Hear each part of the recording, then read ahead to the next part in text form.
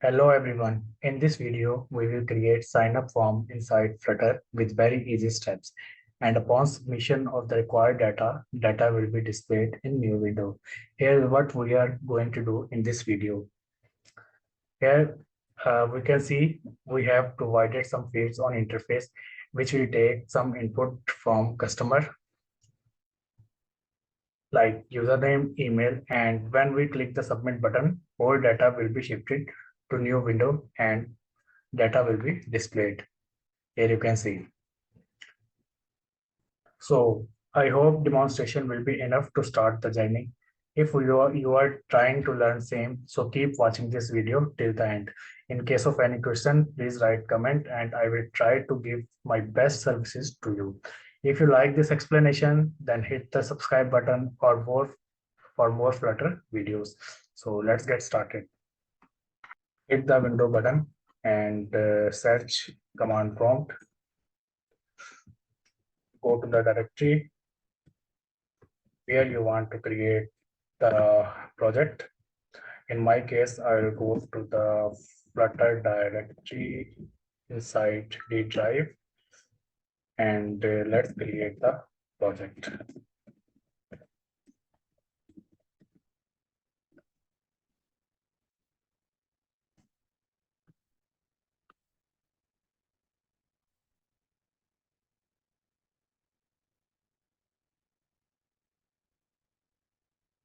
This basically this command, Flutter create command, will automatically create the project and arrange the required dependencies. So let's open the Visual Studio and open the project.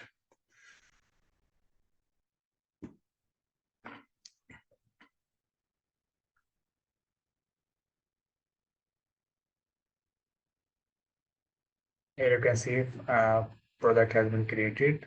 Select folder.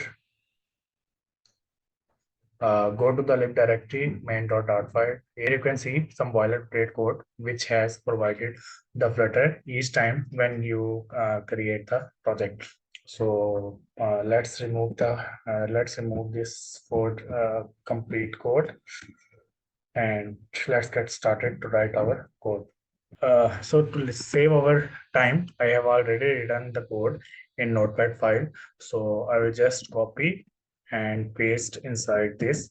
So and don't need to be worried. I will explain each and every point and will also run the same project in front of you. So let's get started. First line basically imports the material.dart file from the Flutter package. The material.dart file provides tool and building blocks for creating app with a specific look and feel called material design.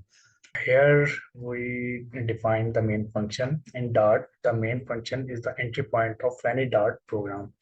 Inside the main function, we call the run app. In the next step, uh, we have created a class with the name of my app. This is basically a class my app which extends stateless widget.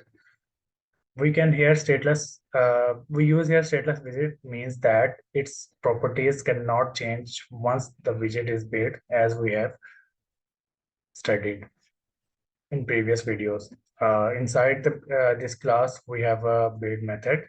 Uh, and above the build method, you can see the annotation of override. The basically purpose of the override annotation indicates that we are overriding a method from a superclass. In this case, superclass is stateless widget, and the build method is required method for all Flutter for all widget in Flutter. So whenever you are trying to use a widget in a Flutter, so you will have to mention the build method inside the every widget. So this is basically required thing, and it specifies how the widget should be built. In the build method, we return a material app widget. A material app is a widget that that configures material app properties like title, theme, etc. In this program, we set the title of the app to sign up page, and we also define a theme for the app using theme data.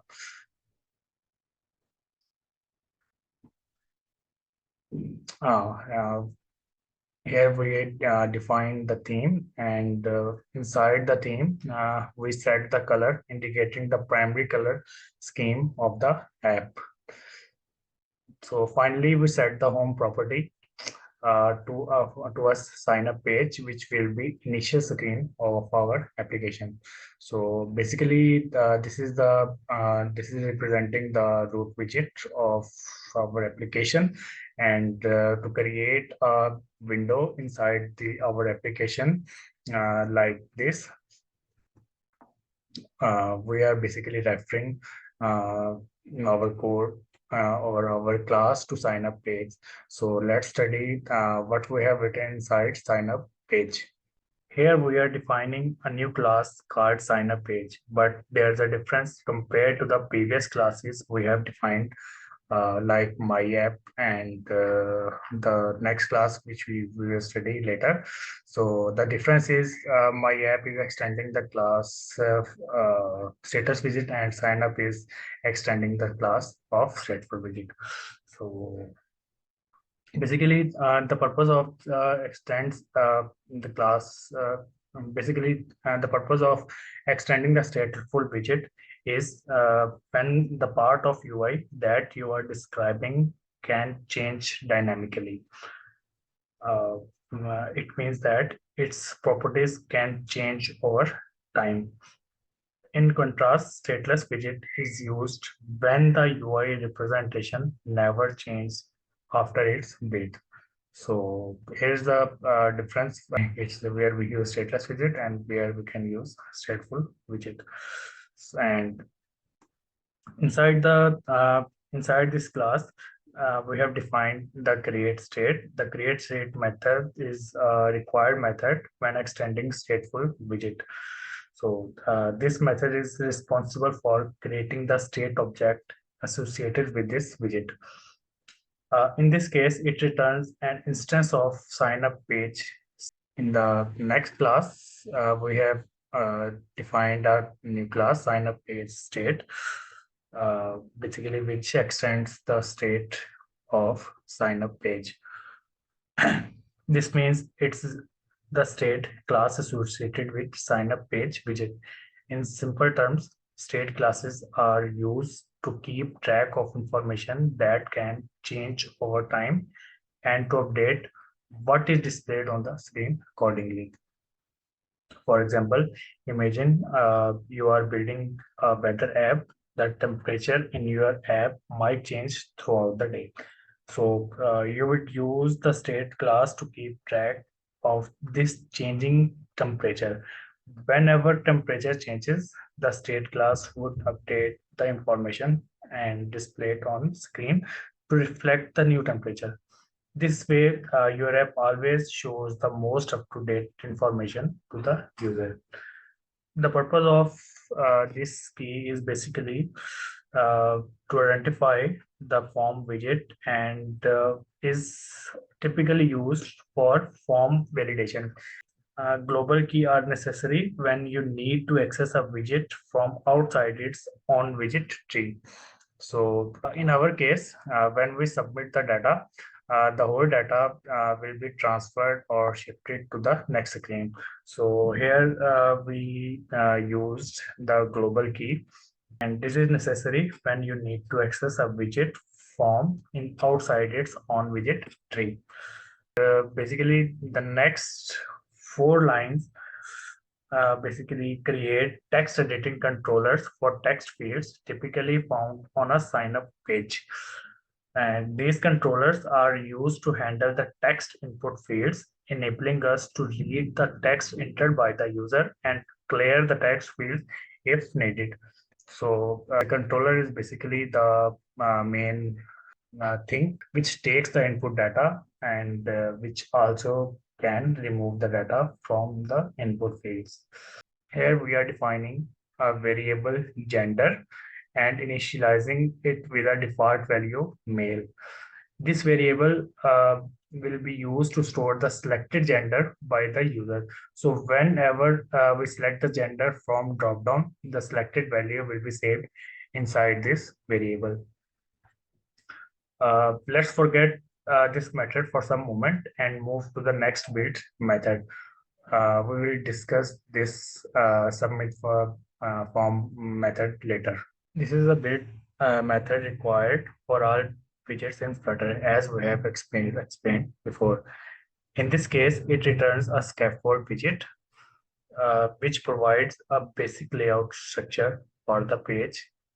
Inside the scaffold, we define the app bar with the title "Sign up with us" and a body consisting of a single child scroll view wrapped around the padding widget, which basically contains the form widget. The single child scroll view allows the content to scroll vertically if it exceeds the screen height, and the padding widgets add padding around the form. Here, like if you are dealing with the screen and if you have a lot of more inputs, and so we use a single child scroll view to scroll the inputs.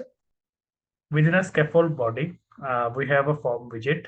The form widget is used to group multiple form fields like username, password, etc. together and manage their state collectively. Let me uh, finish this for these warnings. Inside the form widget, there's a column widget. The column widget is used to arrange its children in a vertical column. In this case, it contains various form elements for user inputs like username, email, and passwords and gender, etc.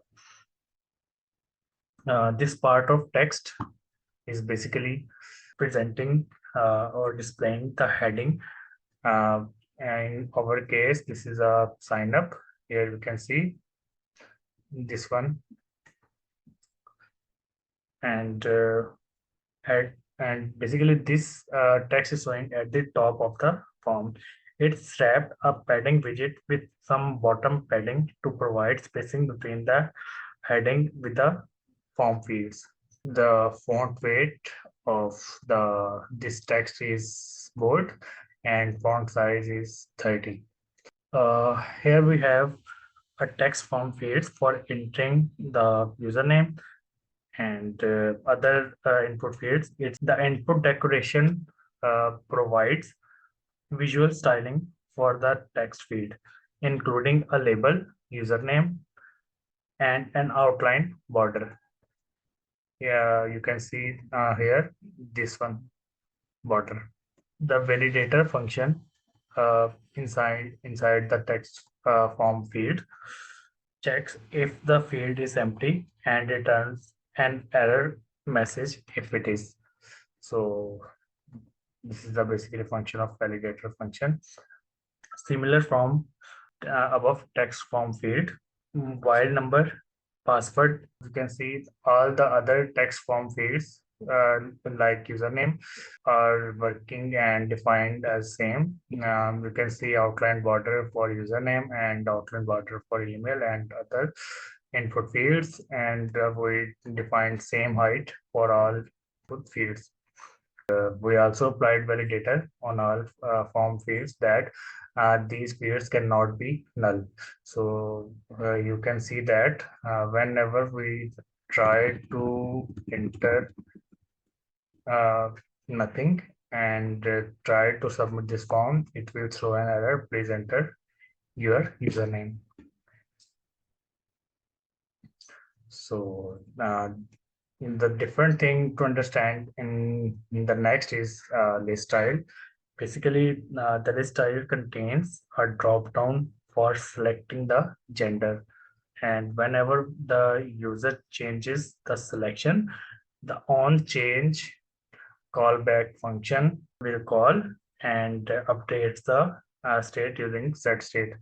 So in our, if you can see, we have defined the gender field when in here.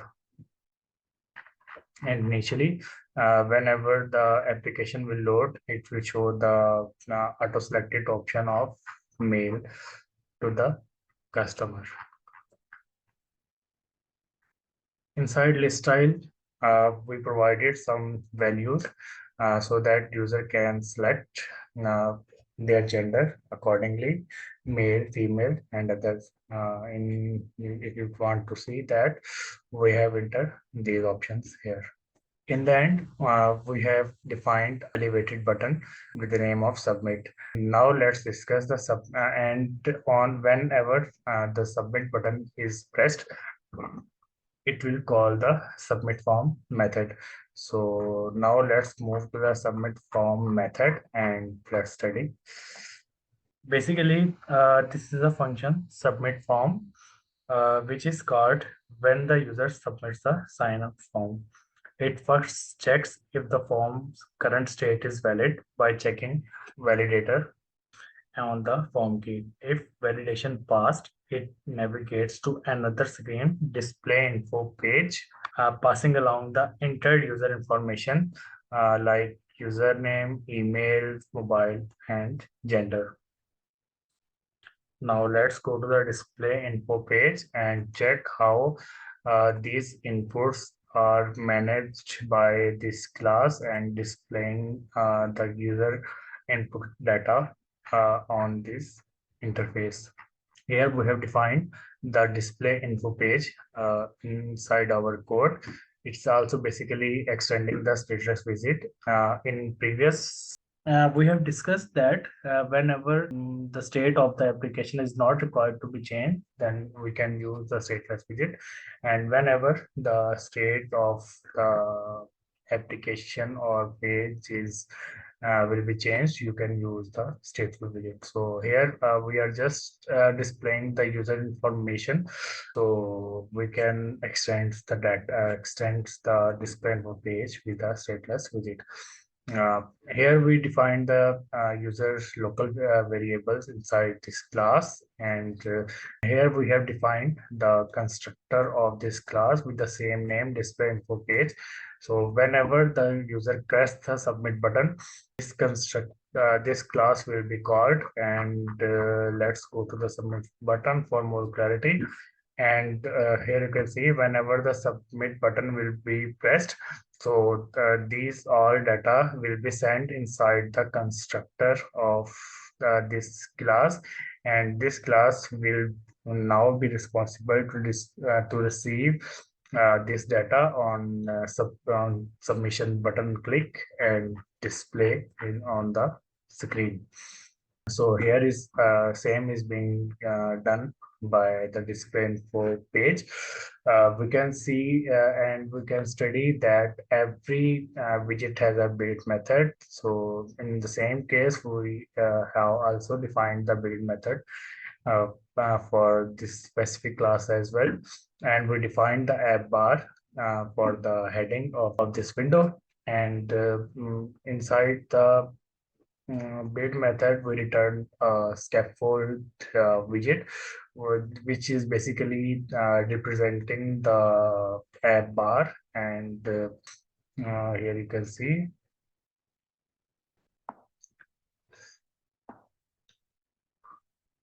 Let me write something.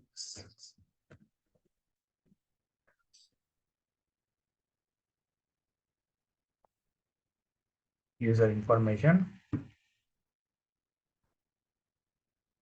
And we define the body and centered align all the elements.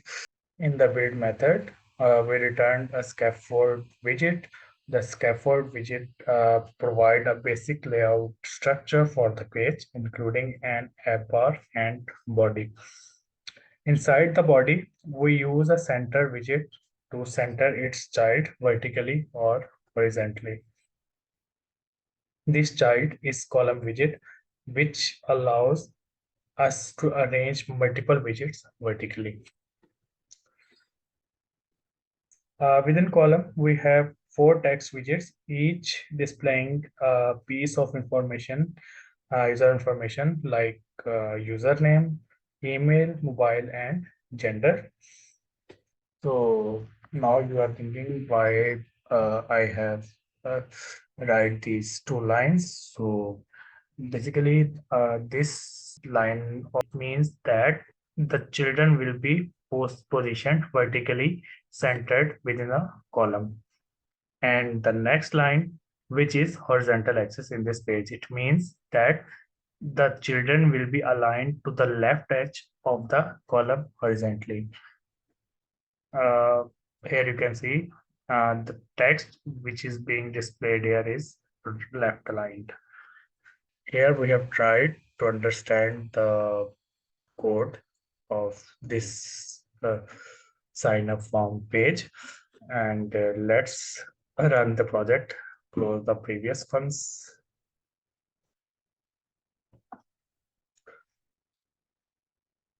and let's run our new project and go to the terminal, and let's run the project.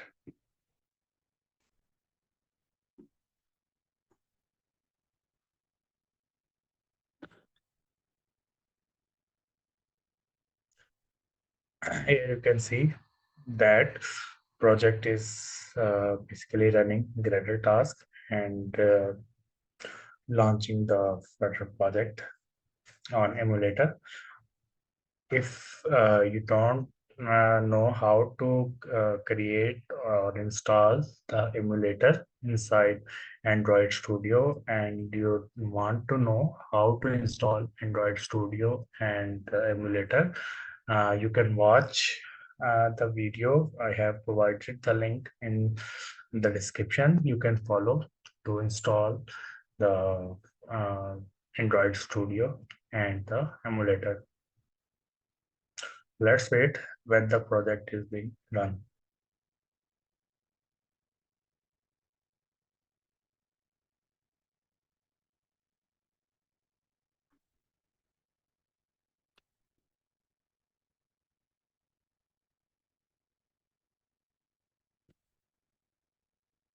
Let's write the username,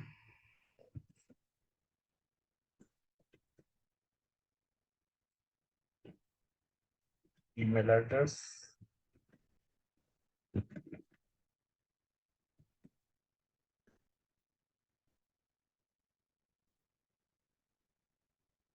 mobile number,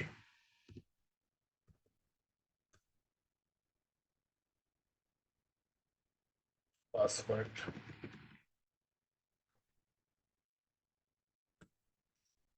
Select the gender. When you submit this the button, you can see the information which you have written in previous screen have been displayed in now. In conclusion, I hope this tutorial has provided you with a clear understanding of how to create a sign-up page, from setting up the root widget to designing up as layout. If you found this video helpful, don't need to forget to subscribe our channel and for more Flutter tutorials and updates. By subscribing, you will stay up to date with the latest content and be the part of our growing community of Flutter developers. Thanks for watching, and I will see you in the next video.